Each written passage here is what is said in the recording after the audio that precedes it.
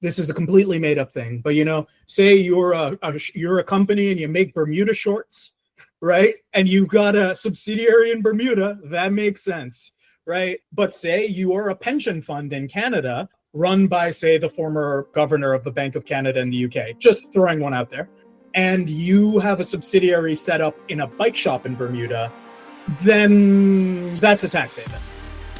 Welcome to Perspectives, a Canadian journal of political economy and social democracy. I'm Clement Nokos, editor of the Perspectives Journal and director of policy at the Broadbent Institute. At this time last year in late July 2024, Brazilian Finance Minister Fernando Haddad announced that G20 finance leaders were poised to endorse a joint declaration on international tax cooperation that would hopefully help to clamp down on so-called tax havens by encouraging G20 countries to standardize taxes on billionaires. This policy proposal, backed by a study commissioned by the Brazilian government from French economist Gabriel Zucman, demonstrated why we still need to make the world's billionaires pay their fair share in taxes, according to Minister Haddad. Since then, Canada, a G20 country, has not moved to act on the recommendations to cooperate and coordinate with other countries on taxes spearheaded by the Brazilian government. In fact, the federal government has reduced the workforce at the Canada Revenue Agency, the government agency responsible for taxing billionaires, by 10% since May 2024. According to a new report from Canadians for Tax Fairness by economists Silas Schwerup and Fernando Garcia Crespo-Stantalo, Canadians had at least $682 billion stashed in tax havens in 2024. Furthermore, the cost of tax havens to the public purse is difficult to estimate, but it is likely at least $15 billion annually. All the meanwhile, Prime Minister Mark Carney has threatened cuts to public spending that amount to $21 billion annually, without even trying to make up that difference by closing Canadian tax havens that billionaires use to stash their cash. Canada has a big tax haven problem, and to help illustrate this problem, I'm joined by Jared Walker, Executive Director of Canadians for Tax Fairness and Vice Chair of the Broadbent Institute's Board of Directors. Jared, thanks for coming on the Perspectives Journal podcast. Hey, Clem, thanks for having me. So we hear a lot about tax havens, and we think of these as special economic zones, but they look like tropical islands in the Caribbean or very small alpine countries in the middle of Europe. Could you explain what a tax haven is in the first place and why these far-off places are a Canadian problem? Put very succinctly, very simply, a tax haven is a foreign jurisdiction where the tax burden is lower, and a company in Canada, for example, can set up a subsidiary in that tax haven through various legal entities or laws that permit this. The most prevalent one is a tax understanding between that country and Canada that allows you basically to take profits that you may have made in Canada, put them on the books in that subsidiary, pay the level of tax in that subsidiary, which is going to be lower than what you're going to pay in Canada, and then at some point, you either leave the assets there in that subsidiary or you bring the profits back to Canada tax-free or undertaxed considerably. That's what a tax haven is. It's basically an accounting trick. And unfortunately, there are some instances, right? So where a company could, for example, actually have business in these sorts of places. In that case, it's not a tax haven, right? This is a completely made up thing. But, say you're a company and you make Bermuda shorts, right? And you've got a subsidiary in Bermuda, that makes sense, right? But say you are a pension fund in Canada run by, say, the former governor of the Bank of Canada in the UK, just throwing one out there, and you have a subsidiary set up in a bike shop in Bermuda, then that's a tax haven. That's a very simple layperson's explanation of how that works. Sticking to the region, in the Caribbean, you mentioned Loblaws and Barbados in this new report as, Loblaws squirreling away some of its money in Barbados, which is also identified as a tax haven. Mm-hmm. And then you also allude to the fact that tax havens are a part of this whole price gouging, inflationary experience that Canadians are feeling. What exactly do tax havens have to do with the price of groceries? Yeah. So two pieces to this. The first piece is, and I will try and keep it tight because I could go on an extended riff on colonialism and the reason that the tax haven problem that we have is so deeply rooted in specifically English in British colonialism. But Loblaws created a bank in Barbados to avoid paying taxes. Folks might know about the bread price fixing scandal with Loblaws, about the profiteering during the COVID-19 pandemic. A lot of people did a lot of really good organizing to try and bring that to light. And there was a lot of good reporting on that. But in 92, when both of us were, running around in our short pants, Loblaws created a subsidiary in Barbados, licensed by Barbados' central bank, and it was called Glen Huron Bank. So they made up their own bank, and until 2013, part of what they did was they used this bank as a way to funnel assets out of Canada into Barbados. This went all the way to the Supreme Court, if I recall correctly. And the Supreme Court ended up siding with Loblaws and arguing that their primary business was conducted with persons that were arm's length enough from Loblaws that they were separate entities. But the larger piece of this is that these very large corporations that often have monopolistic or oligopolistic control over industries in Canada, we're looking at like your Loblaws is all 5 of the big 5 banks have confirmed subsidiaries in tax havens. Cenovus Energy, Shopify, Sun Life Insurance. The use of this as a tool by corporate Canada is the rule, not the exception, right? So like we were able to find the 3/4 of companies on the S&P TSX 60, the 60 biggest companies in Canada, basically, have at least one confirmed subsidiary in a tax haven. So what this means is that this is part and parcel of how these corporations do business. So the price gouging, the profiteering, the collusion across industries, all of these things seem like discrete problems until you zoom out enough and you see the way that all of these various tools for avoiding paying their fair share and for maximizing profits at the expense of captive consumers all really tie together. And tax havens is just the tip of one of these spears. It sounds to me like this has been a problem for decades, for quite some time. If you're saying like way back in the 90s, Loblaws themselves was committed to hiding its money in these tax havens. Why hasn't Canada even begun to fix this problem yet?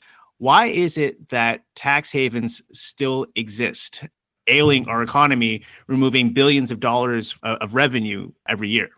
To set up a context, right? I mentioned the 90s. In 1980, a chap by the name of Bob Rae, I don't know if anybody has ever heard of him, when he was an NDP MP, raised the problem of tax treaties with tax havens leading to tax avoidance in the House of Commons. This has been going on for a better part of 40, 50 years now, at the very least, in a way that's measurable, clear, and seen to be a problem by people in all 3 mainline political parties. In 92, the Auditor General of Canada pointed out Canada was losing hundreds of millions in tax revenue because of these sorts of treaties. And then you see in the time after that, both the Conservatives and the Liberals contributing to worsening this problem. So the last government to make it worse was the Harper government that signed a number of tax treaties with tax havens, with the Bahamas, with Bermuda, with the British Virgin Islands, where I grew up, the Cayman Islands, and Hong Kong.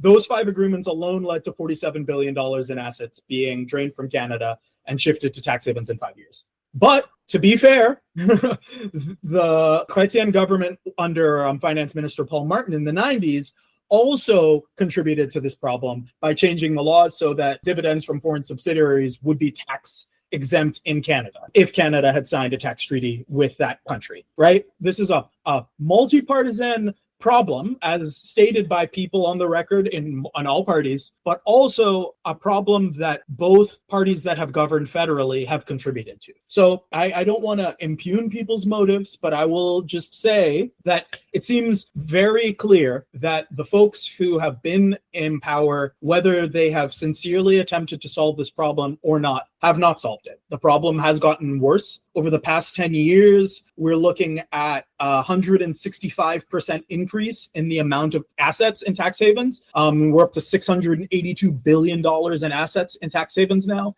That is more than the value of every crane, every MRI machine, every forklift, tractor, transport truck, every piece of machinery and equipment in all of Canada combined. Imagine what that would do if those assets were in the economy instead of in other countries' economies sitting there. And then that leads to about $15 billion a year in tax revenue that is not being collected.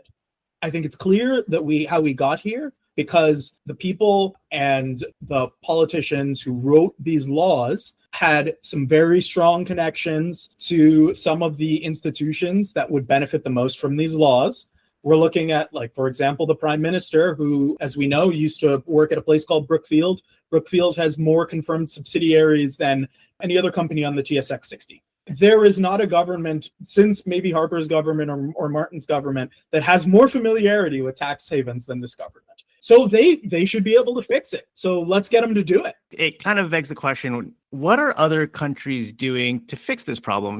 We saw just last year the Brazilian government and Finance Minister Fernando Haddad at the G20 bring countries together to come up with a declaration to fight tax evasion, to go after billionaires. It's stating in the statement that countries need to look at their own domestic policies that contribute to their own revenue in order to coordinate that global cooperation. So you don't have tax havens, so that it's pretty evenly taxed across jurisdictions. There's no place for billionaires then to hide.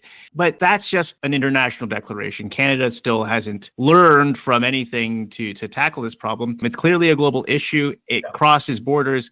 But have you come across examples in other countries that Canada could emulate to tackle this tax haven problem? Well, there's two particular processes in general on tax fairness that are multilateral that have been happening over the past years. So there's one at the OECD, and then there's a process that's also taking place at the UN. The OECD process gave us two pillars, including a process that ended up not leading to a lot of agreement in terms of what everyone would do. So a number of countries decided to address this problem on their own. So you have, for example, the UK creating a digital services tax. You had Canada previously creating a digital services tax that has now been canceled. But these sorts of attempts to have global collaboration about profit shifting, about tax avoidance, about basically corporate abuse of the interconnected finance system to avoid paying taxes or to minimize their tax burden in any place in order to maximize their profits. And so now I think a great example of an interesting approach is the UK, right? Because the vast majority of the tax havens that are on our list as the 20 worst tax havens or the most used tax havens by Canada are, in fact, former UK colonies, possessions, protected territories, yada, yada, right? The English created this problem for themselves, for the wealthiest people and corporations in the UK to have places to hide their money. And this, as an accounting trick, has been going on for longer than Canada has existed as a country. So you look at Bermuda, you look at the Cayman Islands, you look at the British Virgin Islands, you look at Barbados, Jersey, the Bahamas, obviously Ireland, Singapore, Hong Kong. These are all places that at one point or another were British possessions, and the infrastructure, the banking infrastructure, the financial infrastructure in these countries was created by the UK. And therefore, the UK is very, very familiar with how these things work. And recently, the UK, which, as we know, has lost some of these possessions, has come on hard times in terms of revenue, has realized, oh, shoot, this is starting to cause some revenue problems for our government. And so the UK has made a real concerted effort to go after tax haven abuse by English companies, by British companies, while also continuing to torpedo this process internationally for everyone else. And so in the UK, we sort of have the roots of why we have this problem in Canada, because our system is built off of what the UK did and does. But also we have an example of what can happen when a country decides, and when a ruling elite in a country decides that, oh no, this has gone too far, and now this is harmful to the public interest, and in fact also to our financial interests as well. That's a place where if I were to say, look at a country that has an economy that's structured very similarly to ours, that has a parliamentary system that's structured very similarly to ours, that we have lots of cultural ties with, that's a good example of a place that is reckoning with that problem of tax havens and with the problem of tax avoidance in general on a number of fronts, and is starting to move on it. No, it's very funny that you mentioned that. Just today, Monday, July 28th, a group of more than 30 economists, including Thomas Piketty, Ha-Joon Chang, Jayati Ghosh, they've all written a letter to UK Prime Minister Keir Starmer and Chancellor of the Exchequer Rachel Reeves, urging them to tackle extreme levels of inequality. Piketty himself saying that the Prime Minister could raise tens of billions of pounds while positioning Britain as a progressive tax economy. Mm-hmm. And so top economists are calling on the UK to tax billionaires, to rake in billions in missing revenue every year.